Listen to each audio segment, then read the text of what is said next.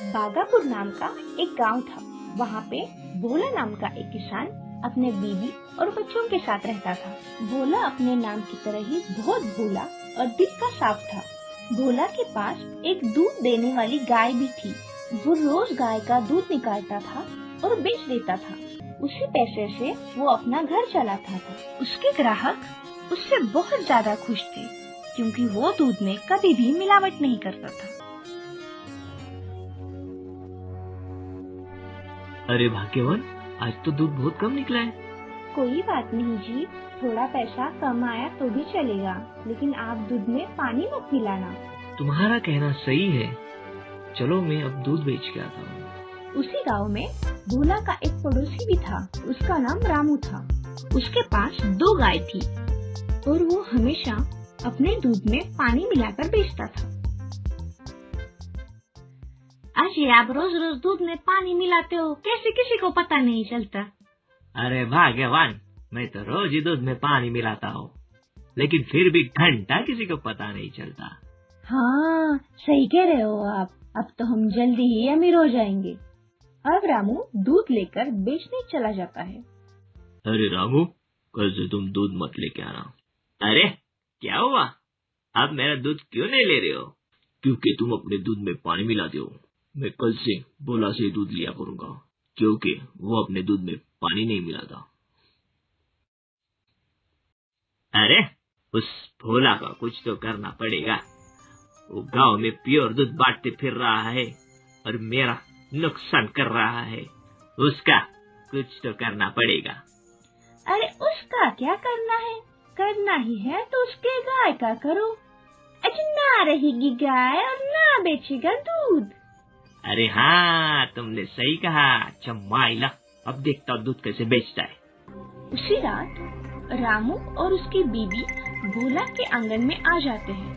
गाय को अकेला देखते ही रामू वो जहरीला इंजेक्शन गाय के अंदर छोड़ देता है और वो दोनों वहाँ से चुपचाप निकल जाते हैं। दूसरे दिन जैसे ही भोला अपने गाय के पास आता है तो वो देखता है गाय तो मर चुकी है।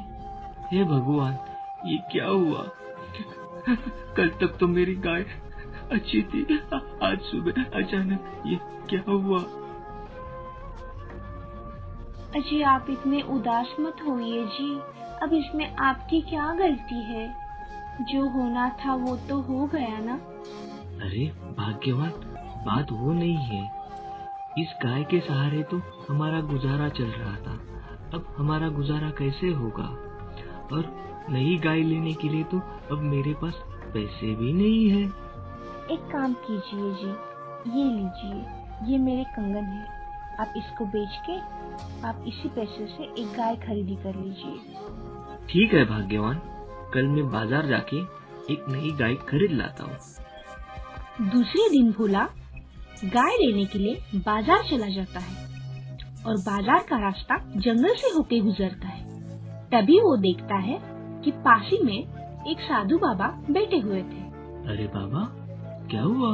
आप यहाँ पर क्यों बैठे हो कड़ी धूप में? बेटा, क्या बताऊं तुम्हें, मैं बहुत दूर से चल के आया हूँ। 2 दिन हो गए हैं मुझे, लेकिन ढंग से कुछ खाया नहीं है। मुझे बहुत जोरों की भूख भी लगी है। तुम्हारे पास कुछ खाने के लिए हो तो दे दो बेटा। कोई बात नहीं बाबा, मेरे पास खाना है, आप वो खाना खा लो। साधु बाबा भोला ने दिया हुआ वो खाना खा लेता है। खाना खाने के बाद साधु बाबा भोला से पूछता है, क्या हुआ बेटा, तुम इतने परेशान क्यों हो? तब भोला अपनी आप बीती बाबा को सुनाता है। क्या बताओ बाबा, मेरे पास एक गाय थी। उस गाय के दूध से ही मेरे घर का गुजारा चलता था, और कल अचानक से उस गाय की मौत हो गई और मेरे पास इतने पैसे भी नहीं है कि मैं दूसरी गाय खरीद सकूं। इसीलिए मेरे बीबी ने मुझे अपने कंगन दिए। ये कंगन गिरवी रख के मैं एक गाय लेने जा रहा हूँ। बेटा, मेरे पास एक गाय है। बुढ़ापे के कारण मैं उसे संभाल नहीं पा रहा हूँ। क्या तुम उसे संभाल पाओगे? हाँ हाँ बाबा, क्यों नहीं। आपने तो मेरी सारी परेशानी दूर कर दी। शाम को भोला बाबा ने दी हुई गाय लेकर अपने घर चला जाता है।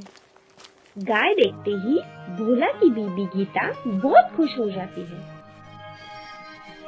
भोला गीता को बाबा से की हुई सारी बातचीत बता देता है।